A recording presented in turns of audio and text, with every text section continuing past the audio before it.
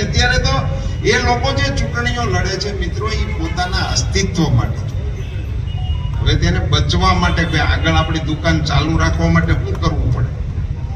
મેં ઘણી વખત અમારો વ્યવહારિક અનુભવ છે. મને એવી ખબર હોય ને કે આ દુકાન આપણે રોજ હાલતા હોય ને હલાણમાં આવતી, તો એને ત્યાં ગ્રાહક ન ભાળતા હોય આપણે, તો આપણે ઓળખીતો હોય ને આપણે 4-6 મહિને મને મળે ને તો પેલા કંઈક મોડું છે હમણાં કંઈક, આ છે બોણી થતી નથી, એટલે હું એને સલાહ આપું તો પછી ફેરવી નખાય, બંધ કરાય.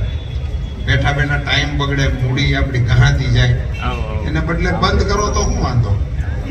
તો એ મને એવું કહેતો, એક જણ એનું મારો ખાસ ઓળખીતો હતો, આપણા ભાઈબંધો હતી, મને કે કાકા બંધ તો કરી દઉં પણ બધો ઉઘરાણી ન પતે, એટલે વકરો ન થાય તો દુકાન ચાલુ રાખવાનું કારણ ઉઘરાણી હાટું હોય.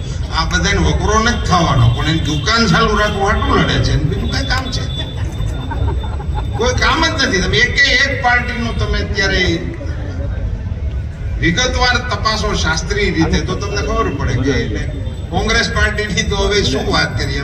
અર્જુનભાઈની સામે આપણે લડવાનું હોય, મારે એની વિશેના ભાષણો ને બધું મારે તૈયાર કાઢવાનું હોય, શું કરું?